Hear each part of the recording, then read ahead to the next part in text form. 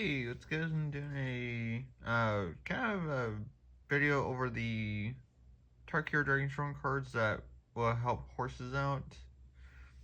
So yeah, so I saved a bunch of cards from Tarkir Dragonstorm, and so I'm gonna show them off in this video.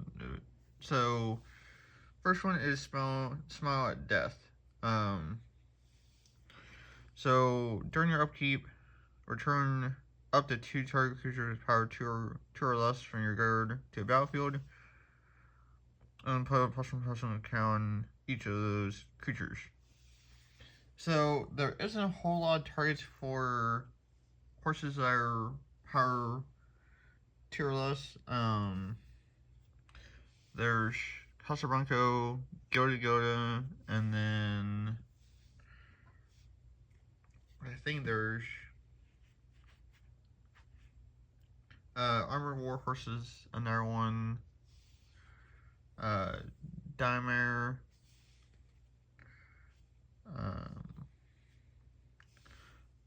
Bill has 1 power. Shomer. So there is a couple targets for that. Just not a lot. So, but it's not bad. I don't know how often I will use it in the deck, but it's one that I've wanted to get just in case if anything came up. So, and then this is another one, or another card. So this one works with the Guardian Summer. So because it's 3 cost, and whenever this enchantment enters, exile and target non-land permanent until this leaves the battlefield. So again, just another target for Guardian Summer to use to control the board if you go that route. So yeah, or the get rid of stuff. So, and then this is another interesting card for that I may or may not use a whole bunch of, but the arc is really cool. So look at the top 7 cards of your library, put up to 2 non-creature, non-land permanents with mana value 3 or less from among them onto a battlefield. Put the rest on the bottom in any random order. So the main thing that you want from this is basically enchantments or basically artifacts. So even though I want to more bring out the stuff off of Guardian Summer, but this is kind of a decent way to help add things. So in case of I don't want something to be off of Guardian Summer, then I can just hopefully grab it. So, but it's an interesting card, nothing less. So yeah. Next one is Nerev, Heart of the Storm. Heart of the Storm. So this comes in the Mardu precon, which I have coming. Or actually no, in the main set, my bad. not in the precon. But this card's really good though. So, or this dragon anyway. So if a creature that entered this turn would deal damage, it deals twice as much damage instead.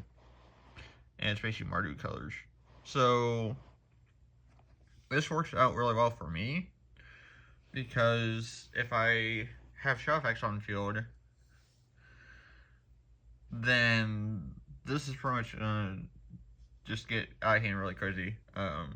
Because my horses will have haste and pretty much so on and so forth. So yeah.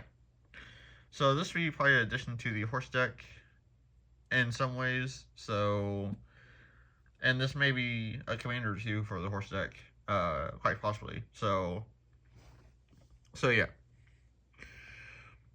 And then another card for Guardian Summer, which actually isn't too terrible.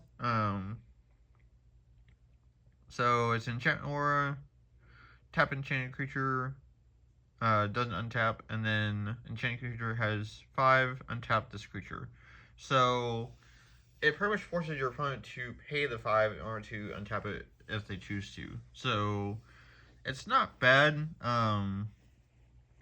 It's definitely an interesting card. I don't know if I'll run it too often with Guardian Summer, but it's an interesting card nonetheless to have access to for Guardian Summer. So once this set releases, so Elspeth. This card's really crazy for a Planeswalker.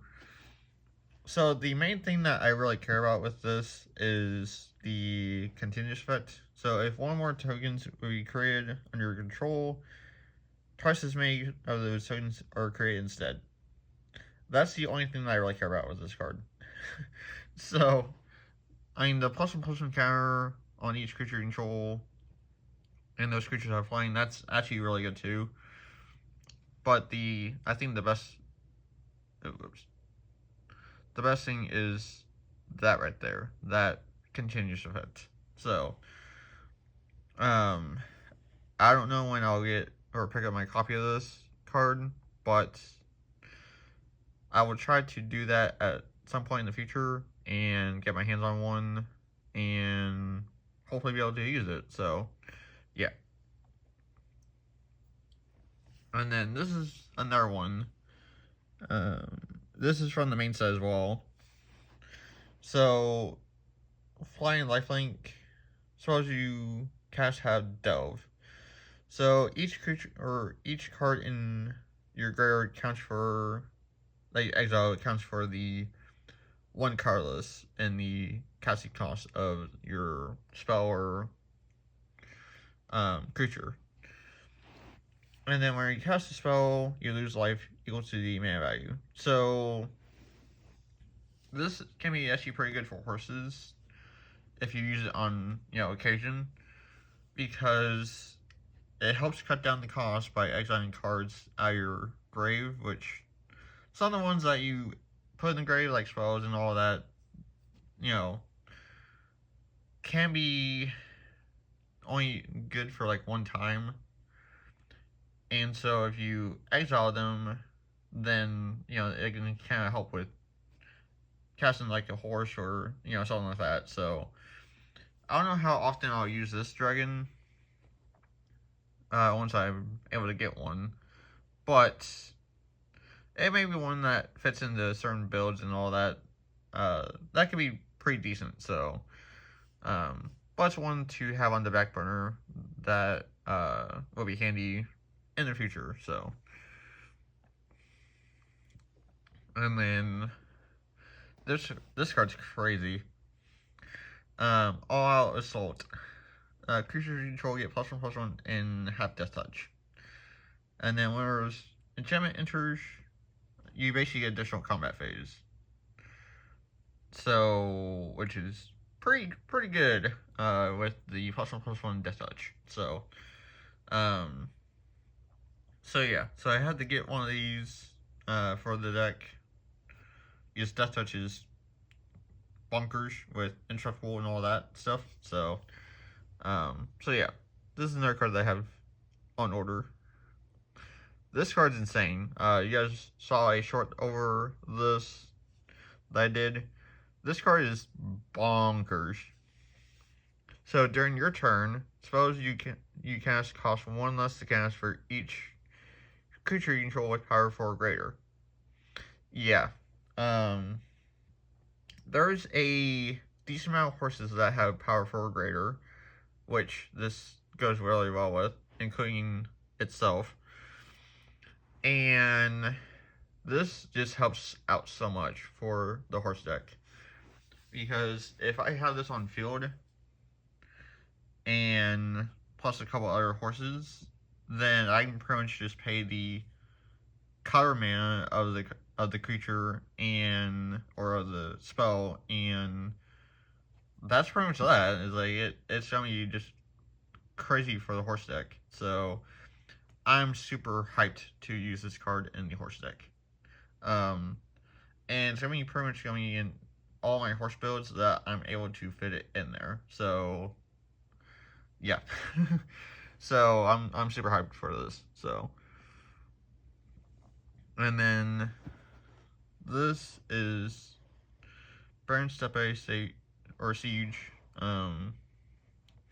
So, at the beginning of your up and step, put +1/+1 counter on each creature you control, which is actually very good. And then at the beginning of your end step, if a creature died under your control, each opponent sacrifices a creature of their choice. So both of them are actually pretty good. It all depends on which one that you want to do, but both of them are really good, and they can actually be pretty good in horses. But I think the +1/+1 counter would be more useful than the dying one, is if I indestructible, then dying won't really matter too much, but the +1/+1 counter will really help out a lot. So especially if you have W season, that's really gonna get out of hand really quick. So really good card for the horse deck. So this is, I think you guys saw the name of it, yeah. So this is a card that will be probably in the Esper Horse Zombie deck. But the other main reason why I say this one is creature spells you cast cost 2 less to cast. So it's another way to cut down cost of the creature. So I just kind of say that just for that.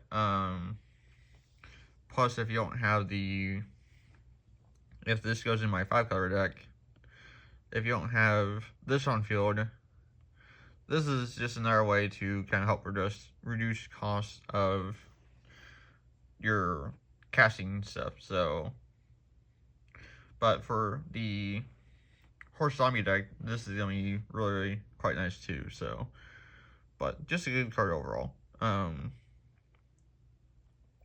And then Auroral Procession. Return target creature from your graveyard to your hand. So this can help you get back essentially a card for 2, and it's not terrible for 2 mana. So especially at an instant speed. So yeah. So next card, Shock Brigade. So the only reason why I say this is that it has a horse in it, even though it's a goblin soldier, but it has a horse. So and Miss is pretty decent too. Especially if you're able to power him up with +1/+1 counters, then that's not bad either. Plus he makes a 1/1 red warrior creature token. So that's also not bad either if you combine that with Caster's Crusade. So yeah, so pretty not terrible. So, and then this is an elk, which, you know, it is actually really quite cool with the whole snow and like ice combination, which is really neat. But during your turn, this creature base power and toughness become basically 5/2. So sources of power and toughness basically.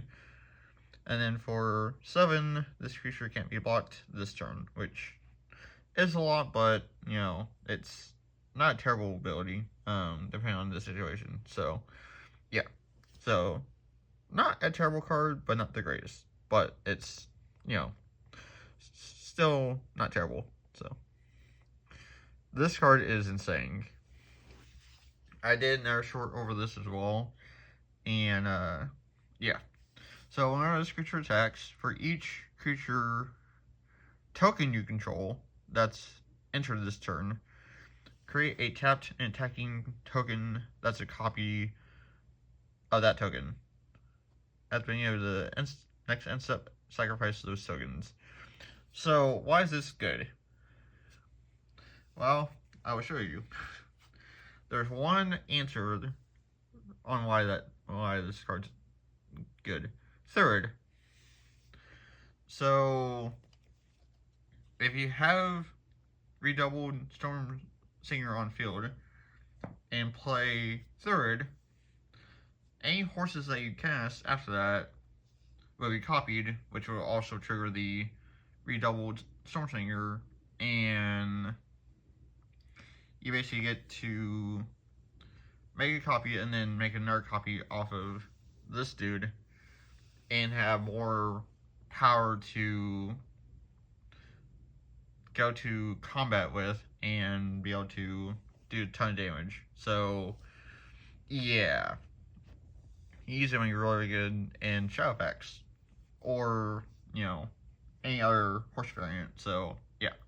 That plays this and third. So, yeah, he's really, really insane.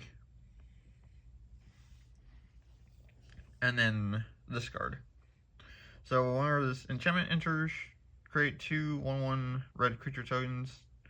When you attack, each opponent loses life equal to the number of creatures attacking them. So if you guys remember, I picked up the bat where whenever an opponent loses life, they lose double that amount of life. So this card works really well for that. If I'm attacking an opponent for like 10 creatures and I have that on field, then they're automatically going to lose 20 life off of the bat plus all the combat damage. So, yeah. This card's going to be bonkers as well with the bat. So. And then Will Mardu. So, this comes in a precon, and so does this. So choose one. If you control a commander, you may choose both. So first one, create a number of 1/1 red warrior creature tokens equal to the number of creatures target player controls. And then the second one, deal damage to target creature equal to the number of creatures you control. So it kind of helps with getting rid of a problematic card depending on the number of creature spells you have, which can be actually pretty decent. So it's not the greatest card, but for 3 and you can possibly choose both, yeah, that's not terrible. So,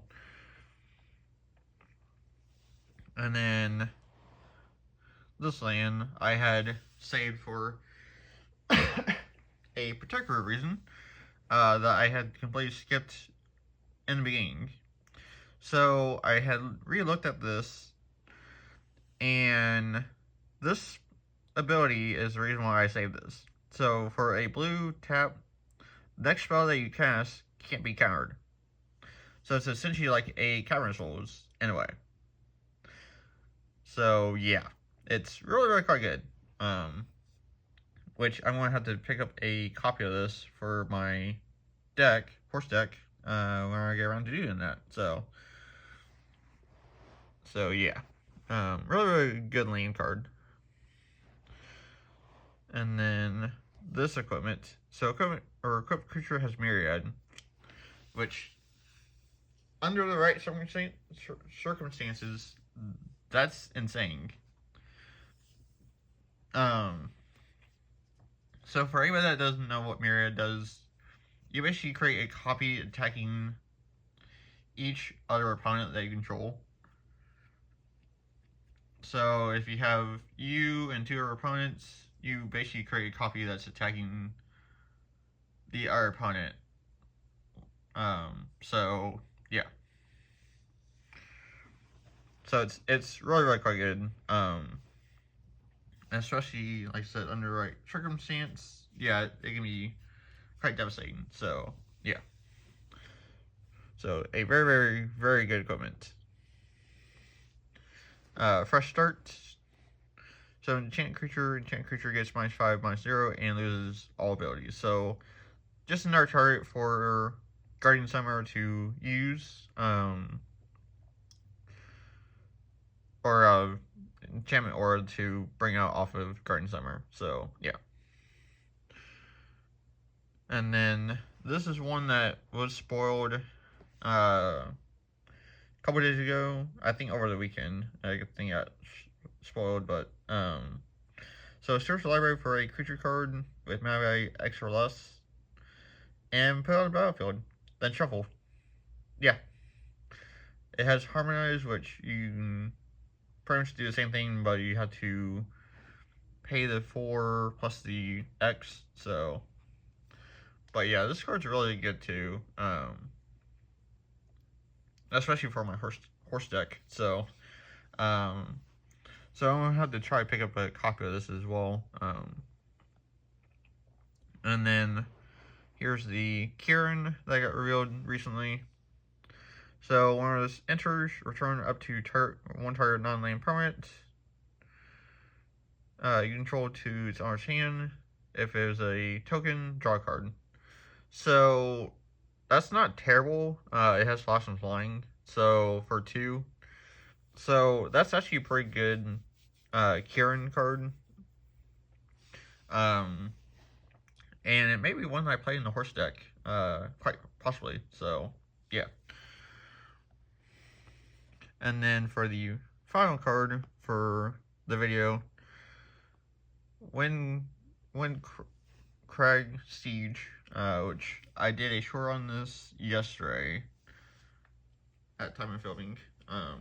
So this card's bonkers and why I have the other horses next to me that are attack triggers. So basically, Mardu is the only one that you really care about with horses. If a creature attacking causes a trigger ability of a permanent you control to trigger, then it triggers again. So basically, Casablanca would trigger twice, this would trigger twice, you know, anything attacking would trigger twice, basically. So, yeah, it's a really good card for the horse deck, which I'm excited to pick one up whenever I get around to doing that. So, so yeah, so that's essentially all the cards I have for this video. Definitely a lot of stuff that I've saved and a lot of stuff I'm excited for the horse deck in the future. So stay tuned for a bunch of updates on the horse deck, especially with Final Fantasy coming out in summertime. So the deck is going to get a lot more crazier, and I can't wait for a whole bunch of videos and updates and upgrades and all that I'm going to do to horse variants. So yeah, stay tuned for that. Thank you for watching, and I'll catch you later. Alright, later.